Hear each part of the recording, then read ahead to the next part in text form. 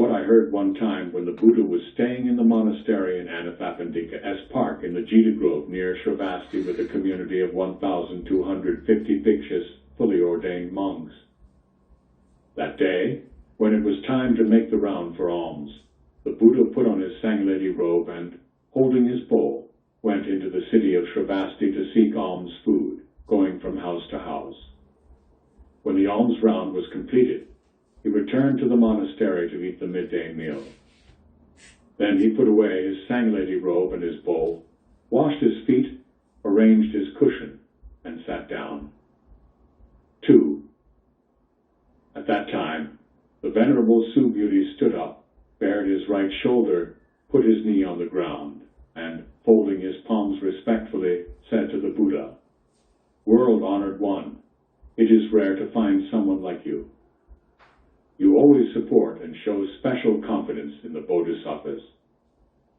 World-honored one, if sons and daughters of good families want to give rise to the highest, most fulfilled, awakened mind, what should they rely on? What should they do to master their thinking?" The Buddha replied, "Well said, Subhuti. What you have said is absolutely correct. The Tathagata always supports and shows special confidence in the Bodhisattvas. Please listen with all of your attention and the Tathagata will respond to your question. If daughters and sons of good families want to give rise to the highest, most fulfilled, awakened mind, they should rely on the following and master their thinking in the following way." The Venerable Subhuti said, "Lord, we are so happy to hear your teachings." 3. The Buddha said to Subhuti, "This is how the Bodhisattva Mahasattvas master their thinking. However many species of living beings there are, whether born from eggs, from the womb, from moisture, or spontaneously, whether they have form or do not have form, whether they have perceptions or do not have perceptions, or whether it cannot be said of them that they have perceptions or that they do not have perceptions. We must lead all these beings to the ultimate nirvana so that they can be liberated. And when this innumerable, immeasurable, infinite number of beings has become liberated, we do not, in truth, think that a single being has been liberated. Why is this so? If Subhuti, a bodhisattva, holds on to the idea that a self, a person, a living being, or a lifespan exists, that person is not an authentic bodhisattva. 4. Moreover, Subhuti, when a bodhisattva practices generosity, he does not rely on any object, that is to say, he does not rely on any form, sound, smell, taste, tactile object, or dharma to practice generosity. That, Subhuti, is the spirit in which a bodhisattva should practice generosity, not relying on signs. Why? If a bodhisattva practices generosity without relying on signs, the happiness that results cannot be conceived of or measured. Subhuti, do you think that the space in the eastern quarter can be measured? No, world-honored one. Subhuti, can space in the western, southern, and northern quarters, above and below, be measured? No, world-honored one. Subhuti, if a bodhisattva does not rely on any concept when practicing generosity, then the happiness that results from that virtuous act is as great as space. It cannot be measured. Subhuti, the bodhisattvas should let their minds dwell in the teachings I have just given. 5. What do you think, Subhuti? Is it possible to grasp the Tathagata by means of bodily signs? No, world-honored one. When the Tathagata speaks of bodily signs, there are no signs being talked about. The Buddha said to Subhuti, "In a place where there is something that can be distinguished by signs, in that place there is deception. If you can see the signous nature of signs, then you can see the Tathagata." 6. The Venerable Subhuti said to the Buddha, "In times to come, will there be people who, when they hear these teachings, have real faith and confidence in them. The Buddha replied, "Do not speak that way, Subhuti. 500 years after the Tathagata has passed away, there will still be people who enjoy the happiness that comes from observing the precepts. When such people hear these words, they will have faith and confidence that here is the truth." We should know that such people have sown seeds not only during the lifetime of one Buddha, or even 2, 3, 4, or 5 Buddhas, but have, in truth, planted wholesome seeds during the lifetimes of tens of thousands of Buddhas. Anyone who, for only a second, gives rise to a pure and clear confidence upon hearing these words of the Tathagata sees and knows that person, and he or she will attain immeasurable happiness because of this understanding. Why? Because that kind of person is not caught up in the idea of a self, a person, a living being, or a lifespan. They are not caught up in the idea of a dharma or the idea of a non-dharma. They are not caught up in the notion that this is a sign and that is not a sign. Why? If you are caught up in the idea of a dharma, you are also caught up in the ideas of a self, a person, a living being, and a lifespan. If you are caught up in the idea that there is no dharma, you are still caught up in the ideas of a self, a person, a living being, and a lifespan. That is why we should not get caught up in dharmas or in the idea that dharmas do not exist. This is the hidden meaning when the Tathagata says, "Bhikshus, you should know that all of the teachings I give to you are a raft. All teachings must be abandoned, not to mention non-teachings." 7. What do you think, Subhuti? Has the Tathagata arrived at the highest, most fulfilled, awakened mind? Does the Tathagata give any teaching? The Venerable Subhuti replied, "As far as I have understood the Lord Buddha's teachings, there is no independently existing object of mind called the highest, most fulfilled, awakened mind, nor is there any independently existing teaching that the Tathagata gives. Why? The teachings that the Tathagata has realized and spoken of cannot be conceived of as separate, independent existences and therefore cannot be described. The Tathagata's teaching is not self-existent, nor is it non-self-existent. Why? Because the noble teachers are only distinguished from others in terms of the unconditioned." 8. What do you think, Subhuti? If someone were to fill the 3,000 chiliocosms with the 7 precious treasures as an act of generosity, would that person bring much happiness by this virtuous act? The Venerable Subhuti replied, "Yes, world-honored one. It is because the very natures of virtue and happiness are not virtue and happiness that the Tathagata is able to speak about virtue and happiness."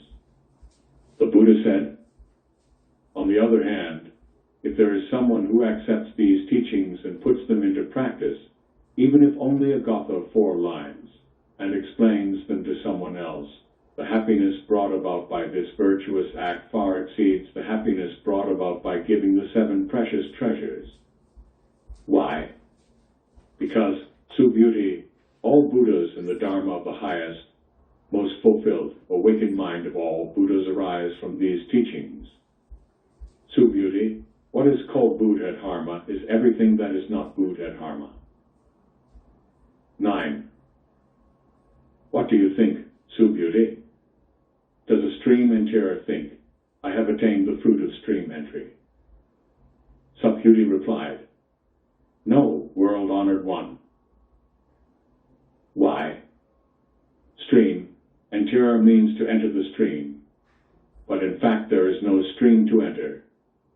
One does not enter a stream that is form, nor a stream that is sound, smell, taste, touch, or object of mind. That is what we mean when we say entering a stream. What do you think, Subhuti?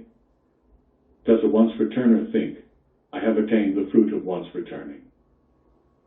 Subhuti replied, "No, world-honored one." Why? Once, returner means to go and return once more. But in truth there is no going, just as there is no returning. That is what we mean when we say once returner. What do you think, Subhuti? Does a non-returner think like this? I have attained the fruit of no return. Subhuti replied, No, world-honored one. Why? No return means not to return to this world, but in fact there cannot be any non-returning. That is what we mean when we say non-returner. What do you think, Subhuti? Does an arhat think like this? I have attained the fruit of arhatship.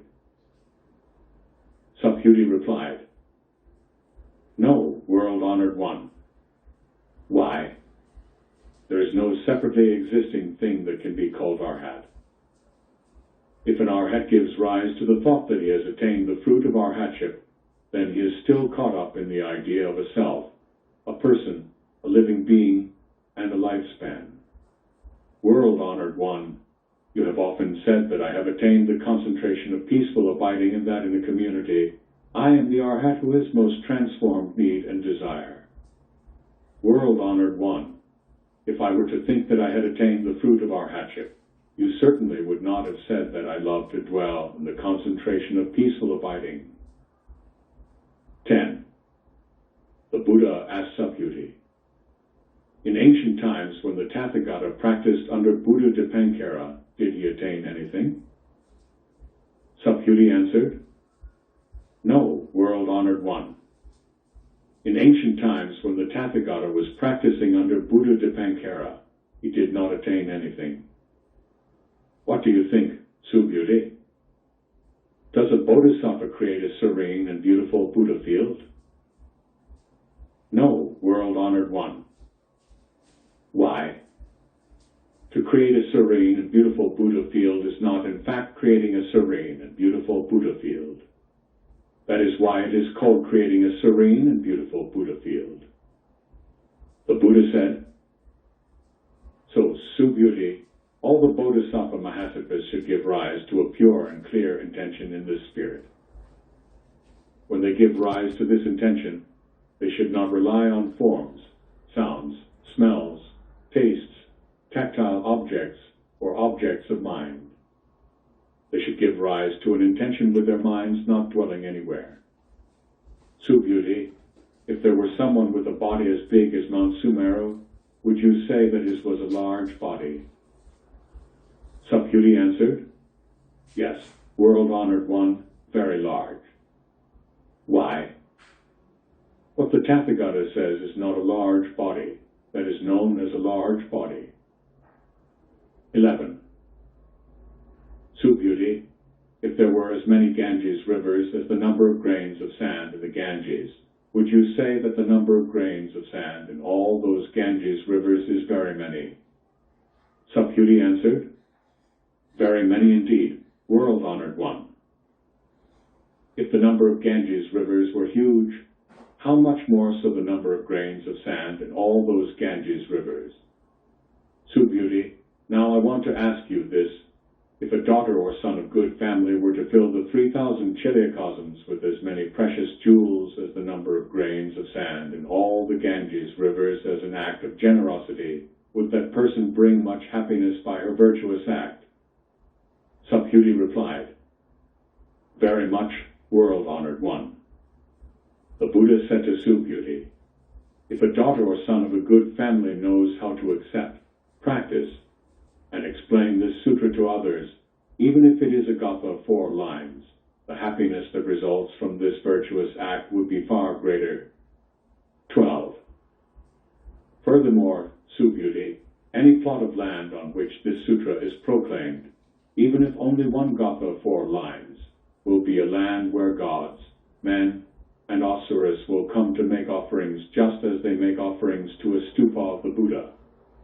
If the plot of land is regarded as that sacred, how much more so the person who practices and recites this sutra?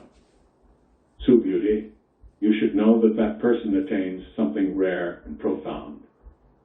Wherever this sutra is kept is a sacred site enshrining the presence of the Buddha or one of the Buddha's great disciples. 13. After that, Subhuti asked the Buddha, "What should this sutra be called and how should we act regarding its teachings?"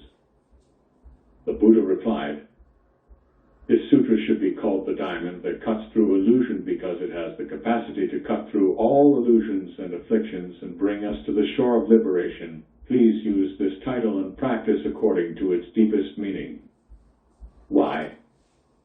What the Tathagata has called the highest, transcendent understanding is not, in fact, the highest, transcendent understanding. That is why it is truly the highest, transcendent understanding. The Buddha asked, "What do you think, Subhuti? Is there any Dharma that the Tathagata teaches?" Subhuti replied, "The Tathagata has nothing to teach, world-honored one." What do you think, Subhuti? Are there many particles of dust in the 3,000 chiliocosms? Very many, world-honored one. Subhuti, the Tathagata says that these particles of dust are not particles of dust. That is why they are truly particles of dust. And what the Tathagata calls chiliocosms are not in fact chiliocosms. That is why they are called chiliocosms. What do you think, Subhuti? Can the Tathagata be recognized by the possession of the 32 marks? The Venerable Subhuti replied, "No, world-honored one." Why? Because what the Tathagata calls the 32 marks are not essentially marks, and that is why the Tathagata calls them the 32 marks. Subhuti, if as many times as there are grains of sand in the Ganges a son or daughter of a good family gives up his or her life as an act of generosity, and if another daughter or son of a good family knows how to accept, practice, and explain this sutra to others, even if only a gatha of 4 lines, the happiness resulting from explaining this sutra is far greater. 14. When he had heard this much and penetrated deeply into its significance, the Venerable Subhuti was moved to tears. He said, "World-honored one, you are truly rare in this world. Since the day I attained the eyes of understanding, thanks to the guidance of the Buddha, I have never before heard teachings so deep and wonderful as these. World-honored one, if someone hears this sutra, has pure and clear confidence in it, and arrives at insight into the truth, that person will realize the rarest kind of virtue. World-honored one, that insight into the truth is essentially not insight. That is what the Tathagata calls insight into the truth. World-honored one, today it is not difficult for me to hear this wonderful sutra, have confidence in it, understand it, accept it, and put it into practice. But in the future, in 500 years, if there is someone who can hear this sutra, have confidence in it, understand it, accept it, and put it into practice, then certainly the existence of someone like that will be great and rare. Why? That person will not be dominated by the idea of a self, a person, a living being, or a lifespan. Why? The idea of a self is not an idea, and the ideas of a person, a living being, and a lifespan are not ideas either. Why? Buddhas are called Buddhas because they are free of ideas. The Buddha said to Subhuti, "That is quite right. If someone hears this sutra and is not terrified or afraid, he or she is rare." Why?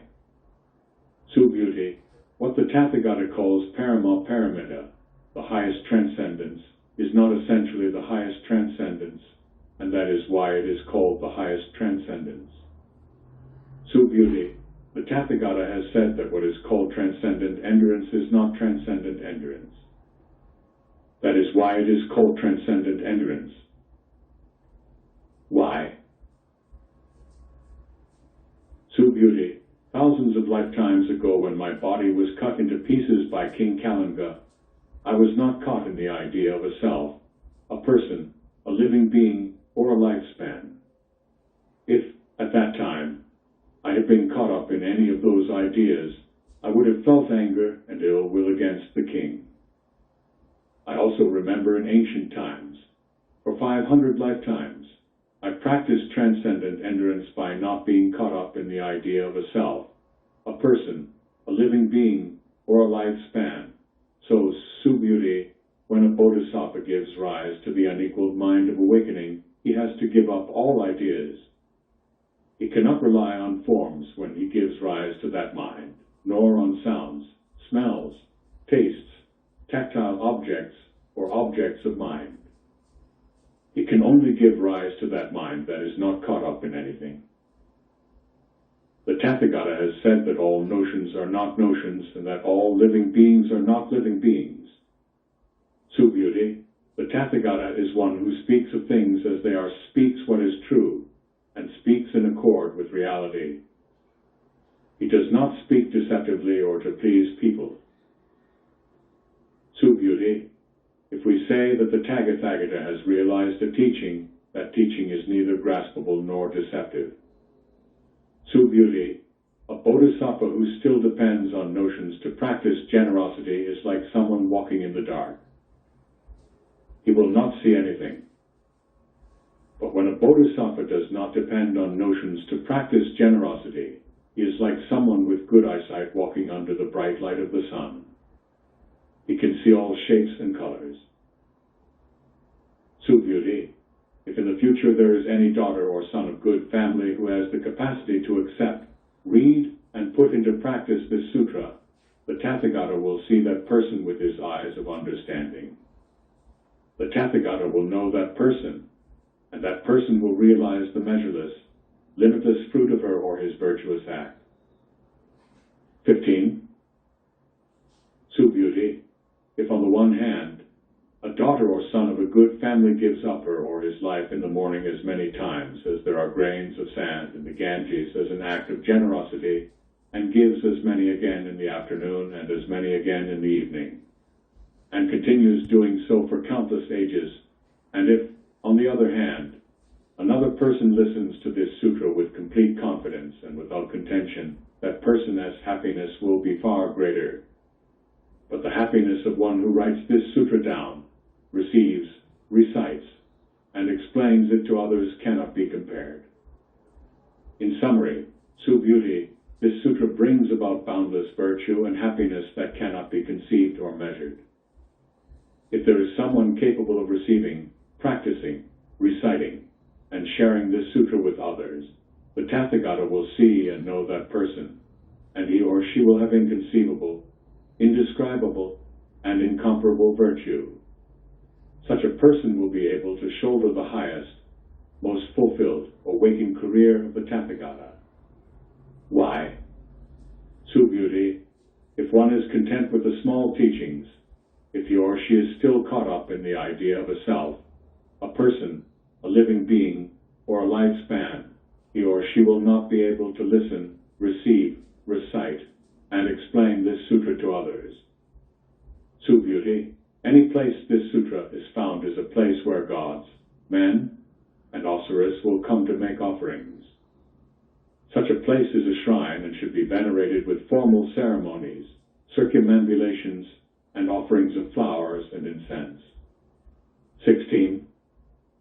Furthermore, Subhuti, if a son or daughter of good family, while reciting and practicing this sutra, is disdained or slandered, his or her misdeeds committed in past lives, including those that could bring about an evil destiny, will be eradicated, and he or she will attain the fruit of the most fulfilled, awakened mind. Subhuti, in ancient times before I met Buddha Dipankara, I had made offerings to and had been attendant of all 84, multi-millions of Buddhas.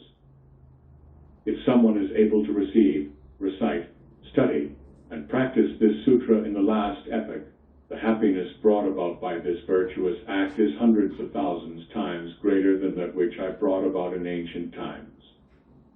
In fact, such happiness cannot be conceived or compared with anything, even mathematically, Such happiness is immeasurable. Beauty, the happiness resulting from the virtuous act of a son or daughter of good family who receives, recites, studies, and practices this sutra in the last epoch will be so great that if I were to explain it now in detail, some people would become suspicious and disbelieving, and their minds might become disoriented. Beauty, you should know that the meaning of this sutra is beyond conception and discussion. Likewise, the fruit resulting from receiving and practicing this sutra is beyond conception and discussion. 17. At that time, the Venerable Beauty said to the Buddha, World-honored one, may I ask you again that if daughters or sons of good family want to give rise to the highest, most fulfilled, awakened mind, what should they rely on and what should they do to master their thinking? The Buddha replied, Beauty, a good son or daughter who wants to give rise to the highest, most fulfilled, awakened mind should do it in this way. We must lead all beings to the shore of awakening, but after these beings have become liberated, we do not, in truth, think that a single being has been liberated. Why is this so? Beauty, if a bodhisattva is still caught up in the idea of a self, a person, a living being or a lifespan, that person is not an authentic bodhisattva. Why is that? Beauty, in fact, there is no independently existing object of mind called the highest, most fulfilled, awakened mind. What do you think, Beauty?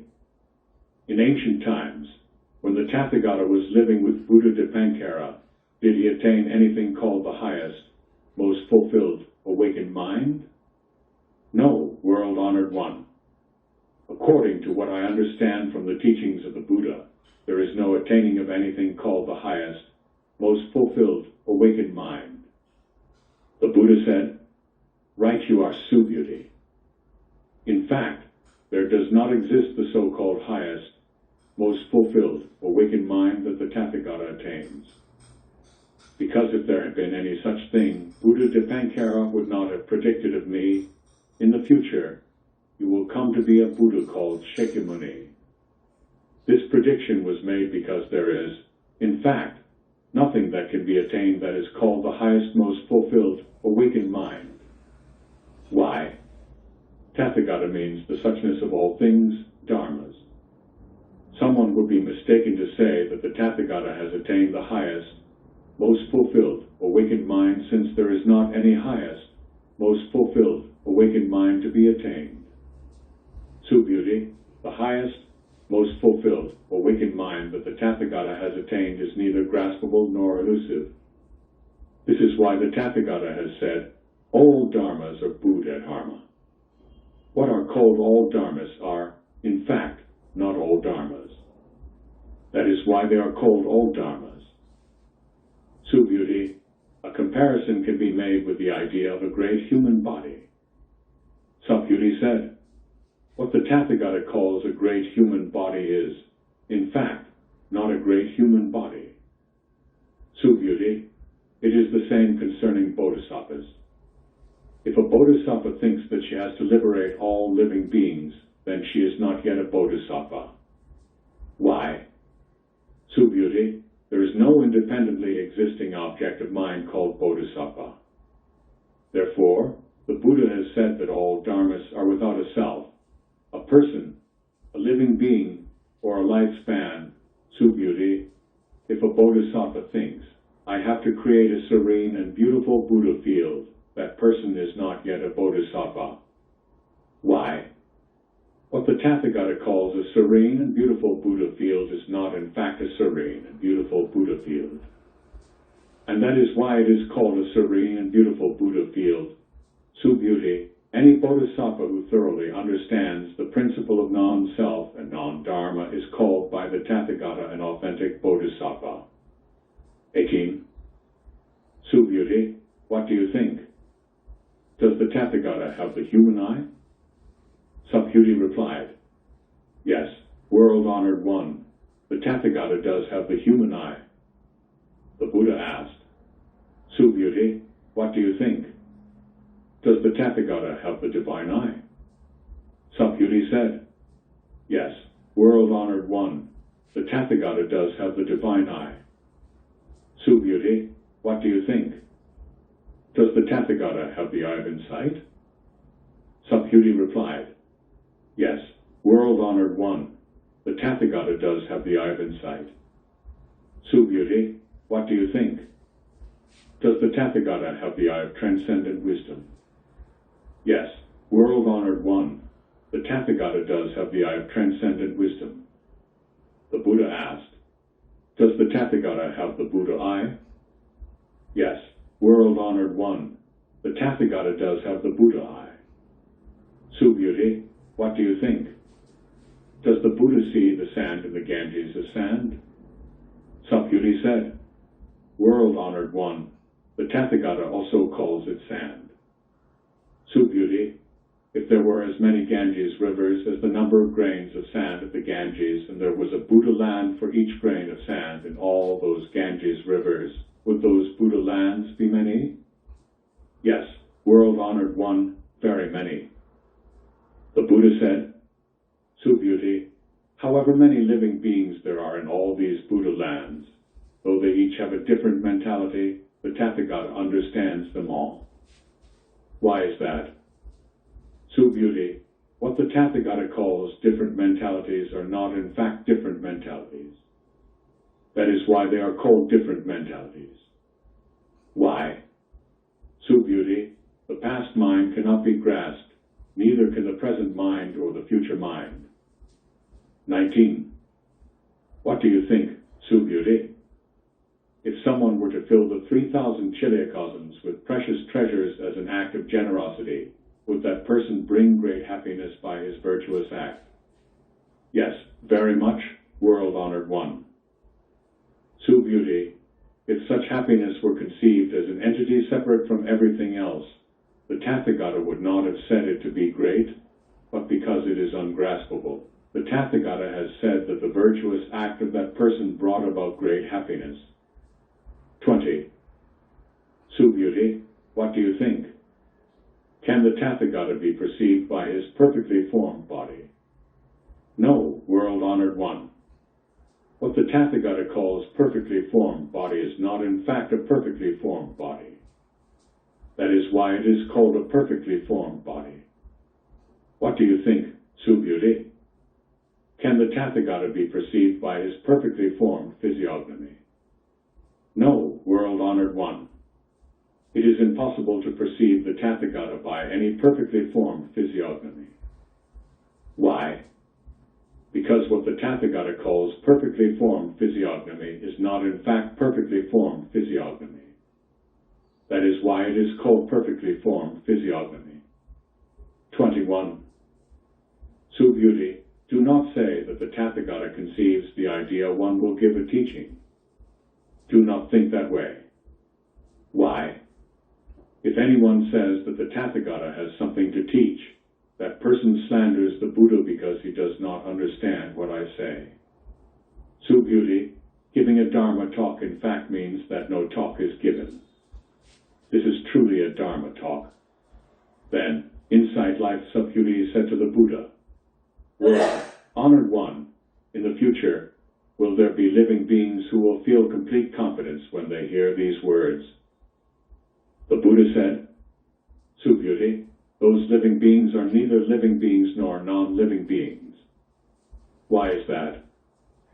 Subhuti, what the Tathagata calls non-living beings are truly living beings.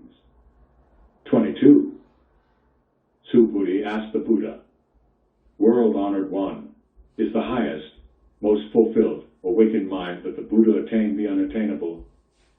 The Buddha said, that is right, Subhuti. Regarding the highest, most fulfilled, awakened mind, I have not attained anything. That is why it is called the highest, most fulfilled, awakened mind. 23. Furthermore, Subhuti, that mind is everywhere equally. Because it is neither high nor low, it is called the highest, most fulfilled, awakened mind.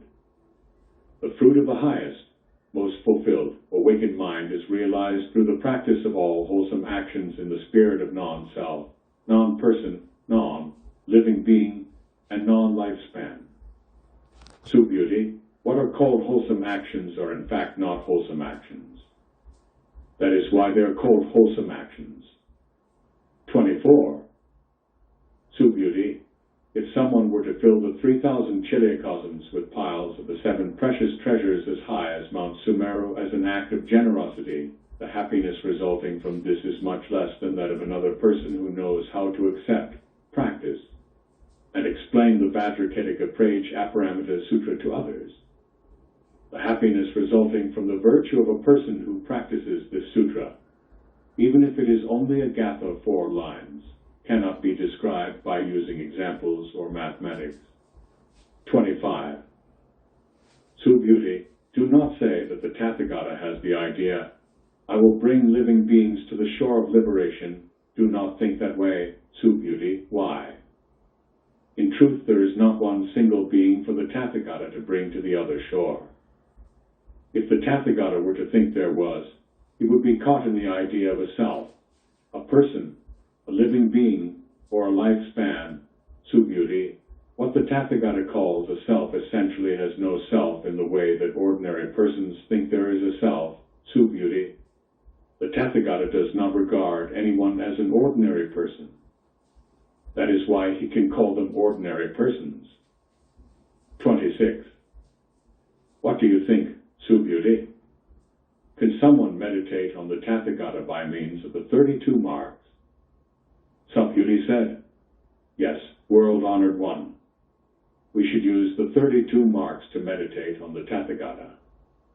The Buddha said, if you say that you can use the 32 marks to see the Tathagata, then the Cakravartin is also a Tathagata. Subhuti said, world-honored one, I understand your teaching. One should not use the 32 marks to meditate on the Tathagata. Then the world-honored one spoke this verse. Someone who looks for me in form, or seeks me in sound is on a mistaken path, and cannot see the Tathagata. 27. Subhuti, if you think that the Tathagata realizes the highest, most fulfilled, awakened mind and does not need to have all the marks, you are wrong. Subhuti, do not think in that way. Do not think that when one gives rise to the highest, most fulfilled, awakened mind, one needs to see all objects of mind as non-existent, cut off from life. Please do not think in that way. One who gives rise to the highest, most fulfilled, awakened mind does not contend that all objects of mind are non-existent and cut off from life. 28. Subhuti, if a bodhisattva were to fill the 3,000 chiliocosms with the 7 precious treasures as many as the number of sand grains in the Ganges as an act of generosity, the happiness brought about by his or her virtue is less than that brought about by someone who has understood and wholeheartedly accepted the truth that all dharmas are of selfless nature and is able to live and bear fully this truth. Why is that, Subhuti? Because a bodhisattva does not need to build up virtue and happiness. Subhuti asked the Buddha, what do you mean, world, honored one, when you say that a bodhisattva does not need to build up virtue and happiness? Subhuti, a bodhisattva gives rise to virtue and happiness but is not caught in the idea of virtue and happiness. That is why the Tathagata has said that a bodhisattva does not need to build up virtue and happiness. 29. Subhuti, if someone says that the world-honored one comes, goes, sits, and lies down, that person has not understood what I have said. Why? The meaning of Tathagata is does not come from anywhere and does not go anywhere. That is why he is called a Tathagata. 30. Subhuti, if a daughter or son of a good family were to grind the 3,000 chiliocosms to particles of dust, do you think there would be many particles? Subhuti replied, world-honored one, there would be many indeed. Why? If particles of dust had a real self-existence, the Buddha would not have called them particles of dust. What the Buddha calls particles of dust are not, in essence, particles of dust. That is why they can be called particles of dust. World, honored one. What the Tathagata calls the 3,000 chiliocosms are not chiliocosms. That is why they are called chiliocosms. Why? If chiliocosms are real, they are a compound of particles under the conditions of being assembled into an object. That which the Tathagata calls a compound is not essentially a compound. That is why it is called a compound. Beauty, what is called a compound is just a conventional way of speaking. It has no real basis. Only ordinary people are caught up in conventional terms. 31. Beauty, if anyone says that the Buddha has spoken of a self-view, a person view, a living being view, or a lifespan view, has that person understood my meaning? No, world-honored one. Such a person has not understood the Tathagata. Why? What the Tathagata calls a self-view, a person view, a living being view, or a lifespan view are not in essence a self-view, a person view, a living being view, or a lifespan view. That is why they are called a self-view, a person view, a living being view, or a lifespan view. Beauty, someone who gives rise to the highest, most fulfilled, awakened mind should know that this is true of all dharmas, should see that all dharmas are like this, should have confidence in the understanding of all dharmas without any conceptions about dharmas. Beauty, what is called conception of dharmas, the Tathagata has said, is not a conception of dharmas. That is why it is called a conception of dharmas. 32. Beauty, if someone were to offer an immeasurable quantity of the 7 treasures to fill the worlds as infinite as space as an act of generosity, the happiness resulting from that virtuous act would not equal the happiness resulting from a son or daughter of a good family who gives rise to the awakened mind and reads, recites, accepts, and puts into practice this sutra, and explains it to others, even if only a gatha of 4 lines. In what spirit is this explanation given? Without being caught up in signs, just according to things as they are, without agitation. Why is this? All composed things are like a dream, a phantom, a drop of dew, a flash of lightning. That is how to meditate on them. That is how to observe them. After they heard the Lord Buddha deliver this sutra, the Venerable Subhuti, the Bhikshus and Bhikshunis, laymen and laywomen, and gods and asuras, filled with joy and confidence, undertook to put these teachings into practice,